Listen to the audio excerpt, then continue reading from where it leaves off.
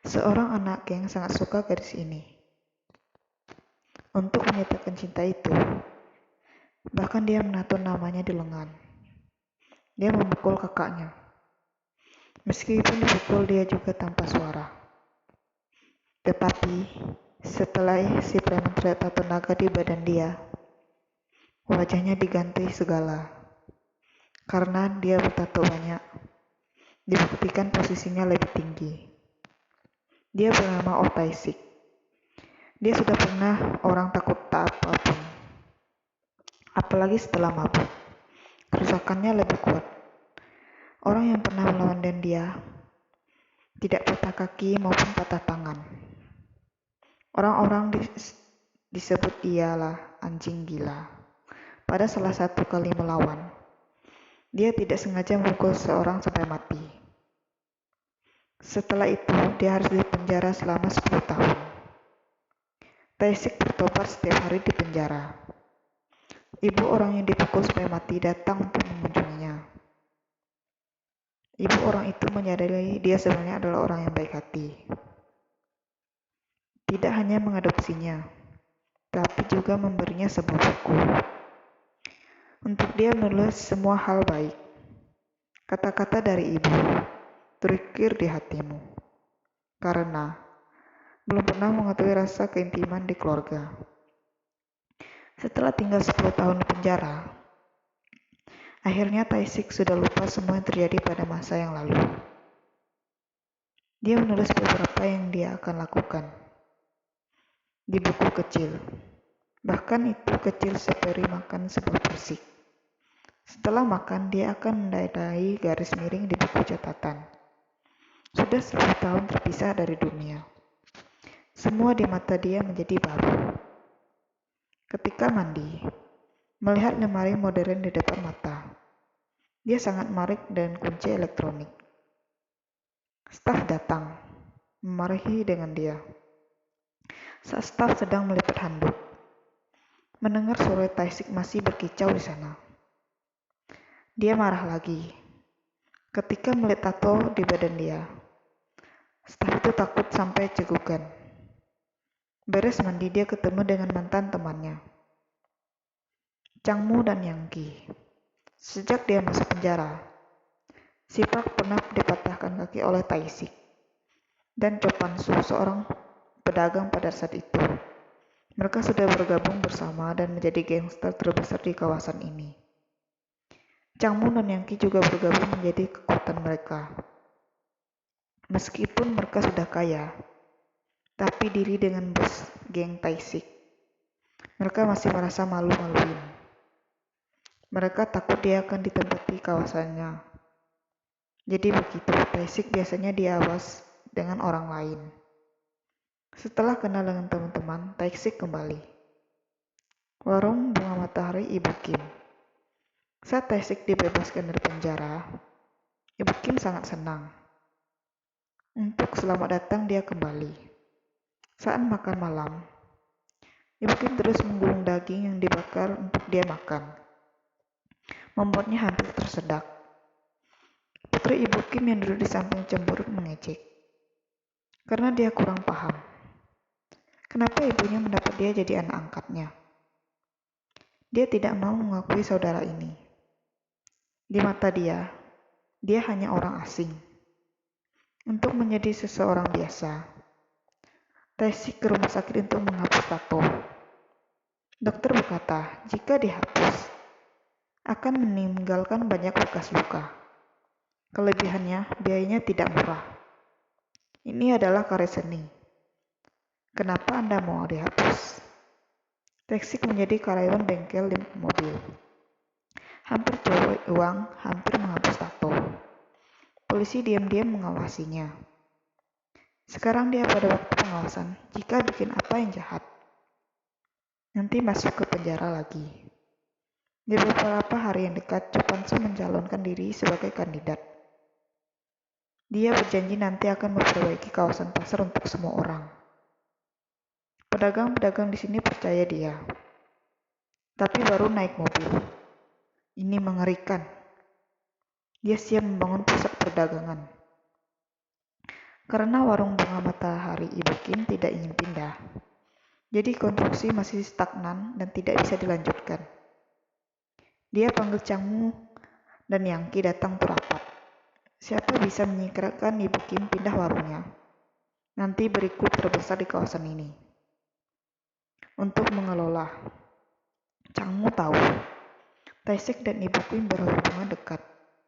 Jadi diam dan tidak ada ide apapun. Ketika Yangki dan Chopansu berkata, matanya lebih cerah. Dia dan bawahan datang ke warung bunga matahari. Kelompok gangster mengemudi mobil. Sampai ke warung bunga matahari. Waktu masuk mulai mengusak barang di dalamnya. Taisik sedang makan. Melihat ini segera berdiri untuk menghentikan mereka. Saat ini, Yangki membuka tirai dan masuk. Kelihatan mantan bos berada di sini. Dia takut banget. Taisik melompat. Ambil kerahnya. Keluar. Ini warung ibu saya. Yangki beralih ke Changmu. Lalu dia sudah mengerti. Mengapa Changmu tidak bersaing dengannya saat itu? Dia sudah tahu Taisik tinggal di sana. Changmu mencurigai Taisik telah bergabung dengan geng Terseo. Kalau Taisik mengelola kawasan itu, mereka pasti tidak bisa hidup damai. Tapi Taisik tidak bikin seperti mereka pikiran. Dia secara bertahap terintegrasi ke dalam keluarga ini. Dia memberikan Ibu Kim sepatu yang baru. Setelah itu dia memeluk ibu dengan hati. Sekaligus dia membelikan untuk putrinya 1M4 berkamera. Dia juga mengajar adiknya pengetahuan matematika yang dia pelajari di penjara. Bertahap-tahap. Jarak antara dua orang jadi mendekati. Mereka piknik bersama-sama. Memfoto bersama. Dia bernyanyi untuk kakaknya. Taisik berada di sini membuat mereka lebih senang. Dan sekaligus, dirinya sudah cari tujuan untuk hidupnya. Setelah itu, dia menulis semua tujuan. Pada buku kecil, ujian kelulusan SMA, menghadiri universitas yang sama dengan putri Ibu Kim. Sesuatu hari Chopansu melatih warung bunga matahari. Melihat warungnya berada di sana, dia marah. Sipak berkata, Changmu dan Yangki tidak bisa menyingkirkan Ibu Kim. Karena warung ini ada Taisik untuk menjaga. Chopansu dengan dengar dan marah. Dia adalah raja di kawasan ini. Dia mencari Changmu dan Yangki. Tidak peduli kedua orang memakai cara apa. Harus menyingkirkan rumah Ibu Kim kepindahan. Malam itu, Sipak ketemu Taisik.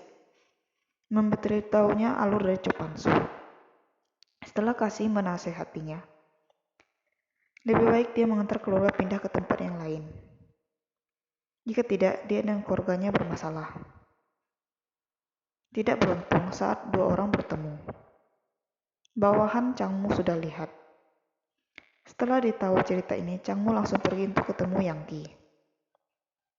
Dia pikir Chopansu bahwa berencana untuk memberikan klub itu Sipak akan dikelola. Dua orang memutuskan kerjasama. Changmu berurusan dengan Taisik. Setelah Yangki menangi warung bunga matahari, pada hari kebesokan Taisik pergi kerja. Yangki ke warung bunga matahari untuk mengganggu. Mereka menghancurkan warungnya. Ibu Kim menjaga dan didorong jatuh oleh mereka.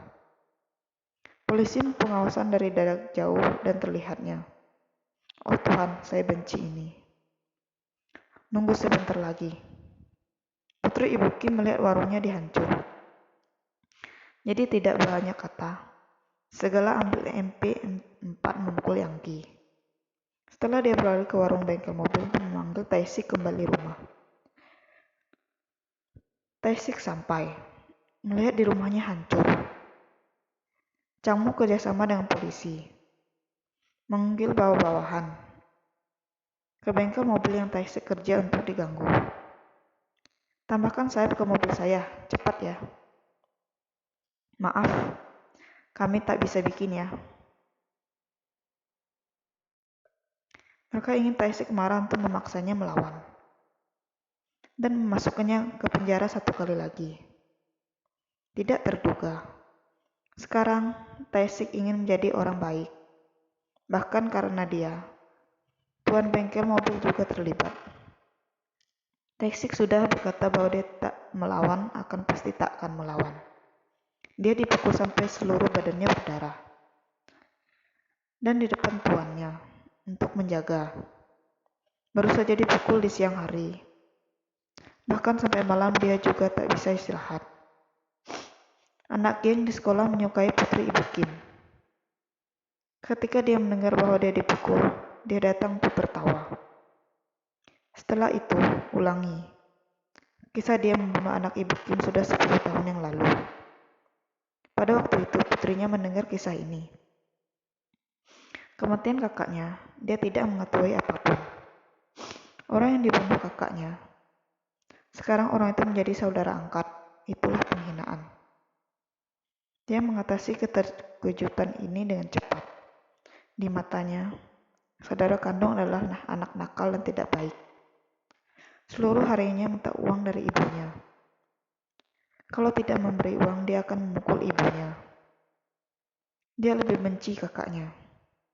Setelah itu, dia memeluk Taisik ialah kakak dan mengampuninya. Keesokan harinya, Ibu Kim pergi ke Chopansu. Ibu menggunakan buku harian untuk mengintimidasinya. Anaknya pada tahun itu dipaksa oleh Chopansu untuk memukul Oh Taisik.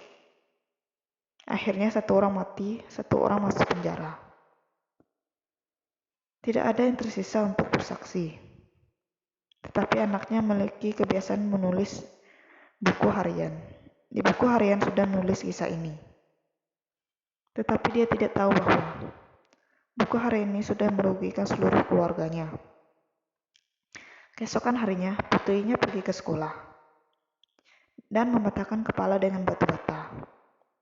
Ibu Kim pergi ke rumah sakit, melihat putrinya dalam keadaan koma dan menyalahkan diri. Seorang yang kecil seperti ibu, bagaimana Anda bisa menolak dengan bos gangster? Ibu memutuskan menjual warung bunga matahari. Malam, Taisik menurut Ibu Kim dengan datang ke tempat Chopansu untuk bicara dengannya. Chopansu tertawa, ingin pergi juga bisa. Tapi harus ketinggalan 1 lengannya. Untuk menjaga keluarganya, Taisik tanpa ragu-ragu setuju dengan permintaan ini. Untunglah sirpak sudah lembut. Tendonnya tidak patah, hanya terluka saja. Buku harian di tangan Ibu Kim. Ancaman mutlak bagi Chopansu. Oleh karena itu, dia meminta Changmu. Dia membawa buku harian dan pergi. Membuat adegan yang palsu, Ibu Kim membunuh diri. Taisik kembali ke rumah melihat ibunya sudah meninggal, tidak bisa percaya di matanya. Keluarga bahagia sudah hancur. Putri Ibu Kim belum bangun. Setelah beres pemakaman, warung bunga matahari juga dihancurkan. Ketika Taisik sedang membereskan barang-barang, terlihat anting-anting Changmu jatuh di lantai. Dia sudah paham, Ibu Kim bukan bunuh diri. Setelah itu, dia pergi ke rumah sakit untuk mengunjungi putri Ibu Kim. Di mimpi, dia memanggil kakaknya, membuat hatinya hancur. Akhirnya, dia tidak bisa diam-diam lagi.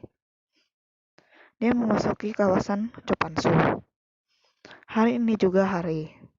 Mereka mentransfer hak bisnis klub. Taisik menuangkan bensin ke pintu dan membakarnya. Setelah memblokir satu-satunya jalan keluar, dia mulai membunuh mereka.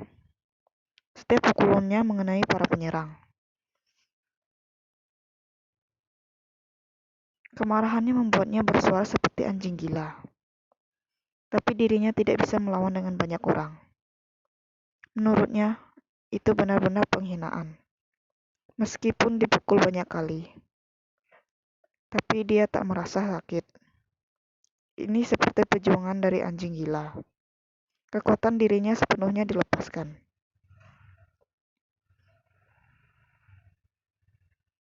Dia membunuh Changmu dan Yangqi. Chopansu melihat mesin pembunuh di depannya. Keringatnya keluar seperti mandi. Akhirnya dia terpojok dan dibunuh oleh Taisik. Taisik diri antara lautan api. Akhirnya dia sudah membalas dendam untuk keluarga yang dicintainya. Orang-orang dikatakan bahwa memutar kepala adalah pantai. Tapi sebenarnya, sebagai seorang gangster, siapapun tak ingin jadi gitu. Nanti putri ibu Kim masuk universitas. Tetapi di bututnya selalu membawa buku kecil. Dia belajar dari Taisik. Menulis di buku. Apa yang dirinya ingin melakukan? Lelaki yang jahat sudah diganti. Satu hati ingin menghadap matahari, tapi mengapa begitu sulit? Buku harian ialah kehidupan. Adalah sisi jahat dan kepribadian manusia dan juga orang-orang yang kesalahan. Ada semacam tragedi. Sebagai bunga matahari, mekar pada malam. Ayo like dan share video itu ya. Nanti ketemu kalian pada video yang terus ya.